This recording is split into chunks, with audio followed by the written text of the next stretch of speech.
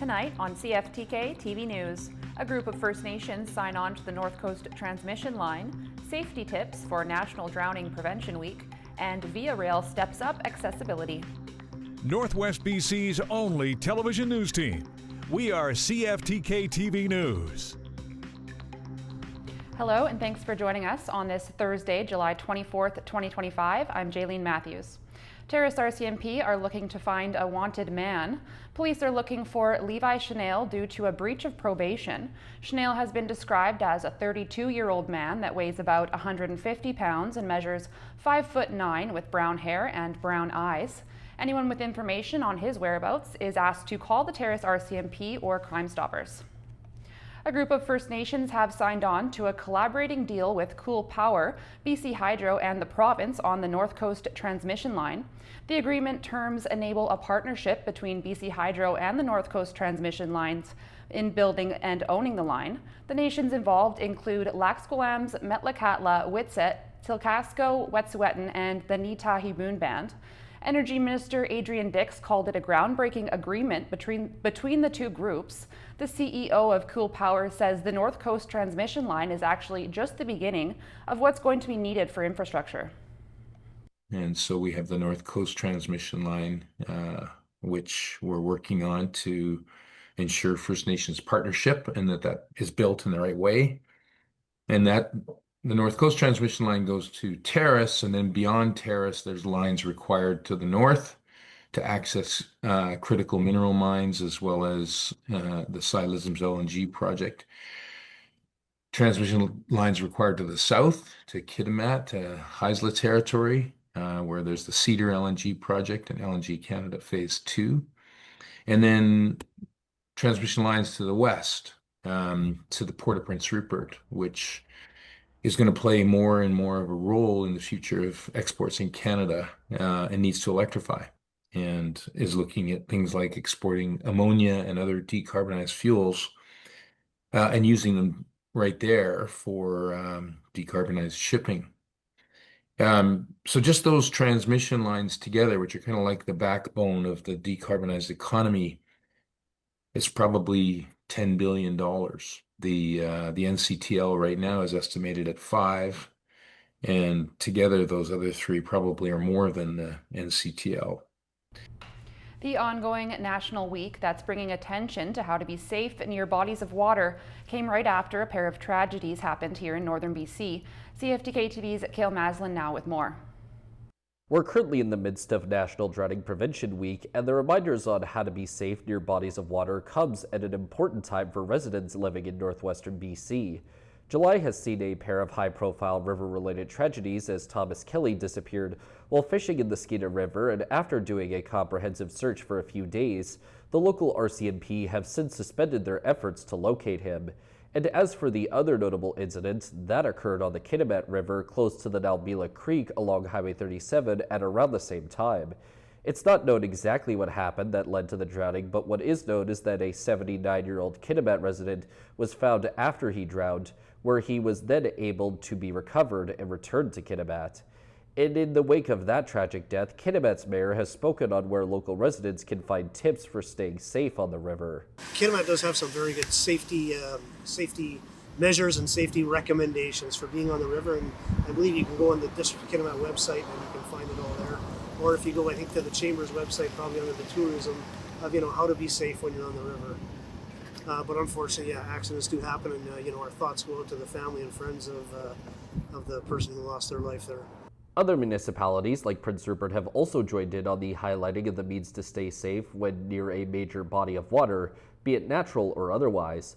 Some really important safety tips include never go swimming alone, always keep an eye on your friend that you've gone swimming with, and always be ready to call for help in case of an emergency.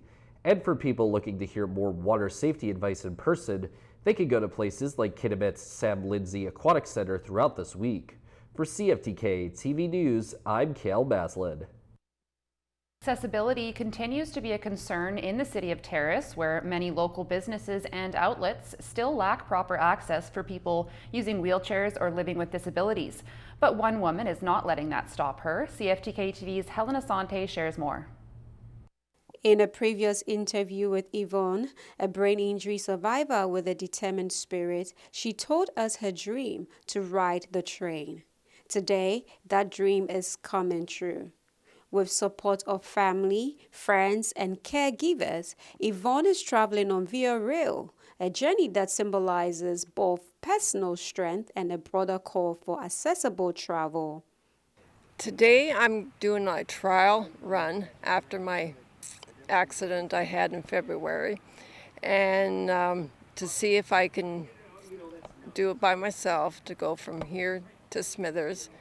It's a trial to see if I can do it. It makes me more independent and that inclusive, and that's the whole point of having it, so that other people with mobility issues or who need the lift can take the train. Otherwise, if we didn't have the lift, which we didn't have the lift for years, people couldn't ride the train. The plan is to go from Prince Rupert to Prince George, and you spend a night in Prince George, and then the next day you go to Jasper, and then you spend a couple days in Jasper, and then you catch the train that goes. It comes up from Vancouver, and then it goes to across Canada. And that's what I would like to do. But I have to do baby steps first, to see if I can do it. Speaking with lead advisor at Via Rail, who shares what currently in place to support passengers like Yvonne and what more needs to be done. We have the curbside assistance in some of our stations. This has to be a staff station though. So when the client makes a reservation, they can ask to have someone, an employee, waiting for them at the entry of the station and accompany them to the platform. And same thing when they arrive, we can have someone wait for them on the platform and guide the client, accompany the client to the exit. But this has to be in the staff station. We are doing our best to improve our accessibility, whether it's on board, in station, online, our website, the training that we're giving our employees, and it's not only our frontline employees, all of the employees working in offices, managers, directors, all the chiefs, even the CEO, they have mandatory training on accessibility, recertification on that. So we want to make sure that everyone is aware and that accessibility is really in Via Rail's DNA. We know we're not perfect, but we have a sincere desire to improve and be the most accessible means of transportation in Canada. For Yvonne, today's ride is a dream fulfilled, but for many across the country, it's a reminder. Accessibility isn't just about ramps, it's about dignity, independence, and being included in the journey. Helen Asante, CFTK-TV News.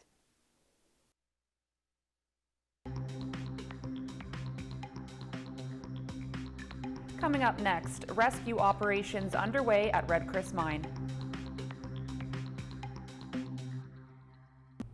Rescue operations are underway to save the 3 miners trapped underground at Red Chris Mine. Newmont has confirmed that the workers are business partner employees working for High Tech Drilling, which is based in Smithers. The company says it is in direct contact with the families of the trapped workers. Newmont Corporation says a remote-controlled scoop has begun the work of removing debris from a pile that is 20 to 30 meters long and 7 to 8 meters high in order to clear a path to access the workers. Here's CTV's Yasmin Gandam with more details. Somewhere 500 meters underground in the Red Chris mine is a refuge area where 3 miners are trapped. 2 are from BC, 1 from Ontario. Obviously, it's very concerning for the families, for the workers in the sector, and all British Columbians and Canadians. The miners are safe, none of them injured, and according to a rescue officer, they have what they need to last for weeks. There's water, there's food, and there's compressed air feeding that refuge station. So with that, it's all the basics you need to sustain life. A good thing, because it's unclear how long it will take to reach them and get them out. But Rideout says the workers are trained for emergencies like this. A lot of things that have to be done in place to make sure that it is a safe and effective rescue. The men have been trapped since Tuesday morning following what's called a fall of ground incident. This UBC mining engineer says it's an unusual event. There's a possibility these blocks or prisms of rock could drop out of the roof of a tunnel. And it sounds like that's what's happened in this case. The Red Chris is an open pit gold and copper mine about 1,700 kilometers north of Vancouver. At first, the trapped workers were able to communicate, but then came a second collapse, and they haven't been heard from since. Phone lines, if they have Wi-Fi, like it would take out those networks. So that's an inconvenience. It doesn't jeopardize the worker safety. The mining company Newmont says it is assessing all methods available to reopen contact with the miners and get them out. The province says it is also doing everything it can to support the company's efforts. They have time, and there's a lot of experience within Newmont that is, I'm confident that they're going to execute this in a very safe and effective manner. But he warns it may take days. It may take weeks. Yasmin Gandam, CTV News. Serious allegations have come out against an instructor at a BC fitness center. CTV's Anna McMillan reports. Allegations of assault and sexual harassment are being leveled at the owner and head coach of Zuma Martial Arts, prompting an investigation by Victoria Police. He started with leering. I had sexual comments, a lot of comments about my sex life, who I was sleeping with. We're calling that woman Jane and are protecting her identity as she worries about retaliation. Jane claims the behavior escalated when she was shown a photo of a naked woman and touched inappropriately. Hugs that I didn't want that lasted too long, hands on the low back for longer than I wanted for. She says her breaking point was during a class last summer. I remember having in a really clear conversation saying, I don't want to roll with you, I don't want to touch you. And he said, come on, you're making me feel like I don't have consent. And I said, you don't. She's alleging he pulled her in anyway. I could not have been any clearer that I didn't want to shake his hand. I certainly didn't want him on top of me. I didn't want him manipulating my hips. I didn't want his head in my chest. All of which happened in those 2 minutes. Jane says she quit the gym that day. She went public on Reddit about 2 weeks ago after hearing similar allegations from other women. She's accusing the coach of assault while sparring, and so is another former student. He basically pinned my legs to the floor, and he used that opportunity to then use his hand to grope my vagina, basically. That woman, who we're calling Shelby, says at the time she froze. I was training a sport that's supposed to be for self-defense, and it was used against me. That was my coach. That was somebody that I was supposed to trust. Requests for comment were not returned, but on Facebook, Zuma's leadership team says it has listened to painful stories. It says, we recognize that informality, blurred lines, and leadership centered on one voice can fail people. That's not what we want, and that's not what our community deserves. Zuma says it has hired an HR firm to conduct a culture review, and it's implementing formal policies around instructor-student contact. My chief objective is to protect other women and girls. I don't care if you play badminton or croquet. If someone is sexually harassing you, it's not okay. Both Jane and Shelby have filed police reports. Vic PD is encouraging anyone else with concerns to come forward. Anna McMillan, CTV News, Victoria. Next, let's take a look at your Northwest weather report. Tonight on the North Coast, expect conditions to be cloudy with a 40% chance of showers, fog patches developing before morning, temperature steady near 12 degrees. Over the next few days on the North Coast, expect a mix of sun and clouds and maybe a few showers in there too. Daily highs between 16 and 18 degrees, overnight lows between 12 and 14 degrees. Tonight in the Terrace-Kitimat area, expect it to be partly cloudy, fog patches developing before morning, winds from the south at 30 kilometers an hour gusting to 50, becoming light late this evening, a low of 13 degrees. Over the next few days on the Terrace-Kitimat area, expect some showers and maybe a thunderstorm. Daily highs between 21 and 24 degrees, overnight lows in the 12 to 14 degree range. Tonight in the Bulkley Valley and Lakes District, it's looking partly cloudy. Winds from the west at 20 kilometers an hour, gusting to 40, becoming light late this evening, a low of +5. Over the next few days in the Bulkley Valley and Lakes District, expect a mix of sun and clouds with maybe a shower on Sunday. Daily highs in the low 20s, overnight lows between 9 and 13 degrees. Checking your highways around the Northwest now. On Highway 16, there's construction in Prince Rupert with a detour in effect, as well as bridge maintenance, road maintenance, utility work, and paving going on. On Highway 37, watch for road maintenance, bridge construction, crack sealing, and roadside brushing. On Highway 37A, there's paving and road sweeping going on, as well as a section with falling rocks. And this is what the roads were looking like this afternoon around the region from the view of the province's highway cam.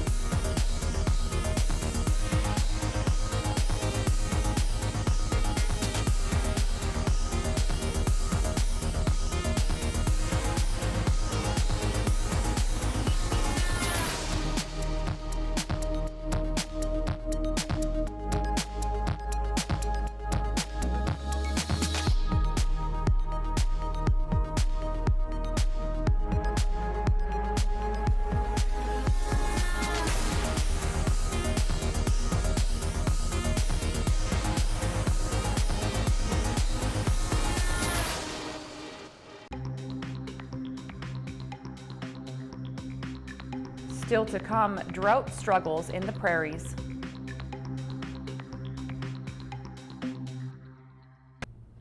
The captain of a commercial fishing vessel has been fined just over $25,000 after admitting to dumping more than 4,000 kilograms of rockfish. Roger Atchison pleaded guilty under the Fisheries Act for multiple violations that took place in October 2023 after he left Prince Rupert to fish in the Hecate Strait. The Fisheries Department says rockfish are extremely susceptible to overfishing due to their slow growth rates and high mortality when brought to the surface.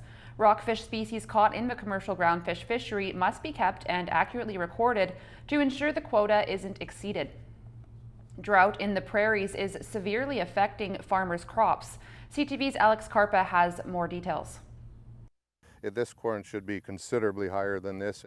Lyle Thorgilson has not seen his fields this bad in years. Drought conditions in Manitoba are severely impacting his crops. You can see the yellowing of the plant here and stuff. That's drought stress. For perspective, this is what Thorgilson's cornfield looked like in 2023.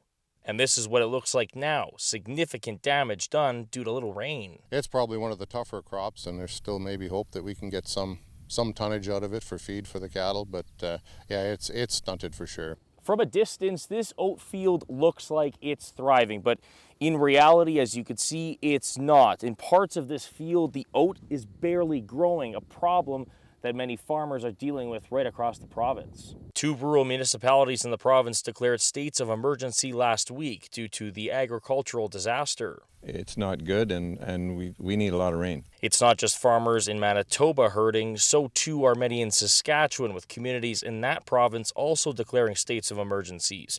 Virgil Johnson says it's not just people who will be affected, but livestock too. We're not sure how far-reaching these conditions are, and where the local producers are going to be able to source feed to carry them through the winter to maintain the herds they have. In addition to the drought, smoke from wildfires could gravely impact food products moving forward, but one expert says it's too early to tell how this will affect consumers at the grocery store. Smoke could actually impact the quality of grains at harvest, and that could also impact the revenues of farmers in the end, and they could get less money for their product. We've had to put more money into these crops than usual. As for Thorgilson, he is praying more rain falls so he can salvage some of his crop. Alex Carpa, CTV News, Lundar, Manitoba. Turning to the markets now, losses in basic materials and consumer cyclicals helped to drive Canada's main stock index to finish lower, while U.S. markets were mixed. The Canadian dollar dropped just under 1/10 cent. The price of gold fell 24.10. Oil rose by 78 cents. Natural gas rose by 4 cents, Aluminum was up by $5. In Toronto, the TSX was down 44 points. The Venture Index was down almost 2 points. In New York, the Nasdaq was up almost 38 points, and the Dow was down 316 points. Still ahead, a trailer fire burns out of control.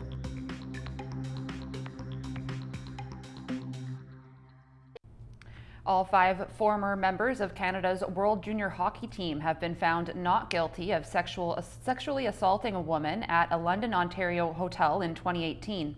An Ontario judge spent much of the day laying out her analysis of the case and her reasoning to find Callan Foote, Alex Formanton, Carter Hart, Dylan Dubé, and Michael McLeod not guilty of sexual assault. The judge said while delivering her ruling, the complainant had a, quote, tendency to blame others for inconsistencies in her story, including police officers and her lawyers in the civil lawsuit. A trailer fire got out of control very quickly due to what was inside it. CTV's Brendan Strain explains. Move! I got trucks coming in! It was a frantic and chaotic scene at the Fort Victoria RV Park in View Royal. On arrival, there was one trailer fully involved in fire. The shed beside it had already been consumed by fire.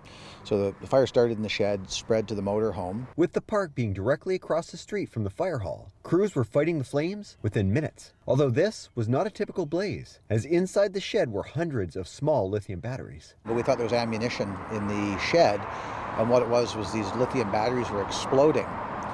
When they were exploding, they were shooting off like fireworks, and they were starting fires 10 trailers down in the grass. Why the owner of the shed was storing all those batteries is still unknown to Fire Chief Paul Hurst. But it's bringing to light a larger issue the department is beginning to see. Every electrical appliance in Canada has to be ULC certified. That's the Underwriters Laboratories of Canada, an independent product safety, certification, and inspection organization. What we're seeing is a lot of overseas products coming in that haven't been ULC tested. It's really becoming a policy matter for strata corporations. The Condominium Homeowners Association has been taking a lot of questions from stratas across BC when it comes to lithium batteries and the potential fire risks they can pose. The most prudent thing that a strata corporation can do, make sure you have designated fire safe areas for these materials. Some strata corporations have actually prohibited things like scooters and e-bikes to be stored in units upstairs. The trailer's gone now. Tuesday's fire destroyed one trailer along with the shed. The occupants in the trailer escaped, although unfortunately did not have insurance. West Shore ESS is putting them up in an accommodation for the next couple of days. Then after that, they will be on their own. A neighboring trailer was damaged in the fire, but is still habitable. As we see more lithium batteries, it's becoming more of a problem. With more products being powered by lithium batteries, and with deals to be found online from overseas sellers, Hurst has some advice for potential buyers. If it's an uncertified, unregulated appliance, then don't buy it. Don't put it in your home. You're literally playing with fire. Brendan Strain, CTV News, View Royal. That's our news for now. For more local news, you can visit us at cftktv.com. All of our newscasts also go up on our YouTube and TikTok pages. We'll be back tomorrow. Thanks for watching.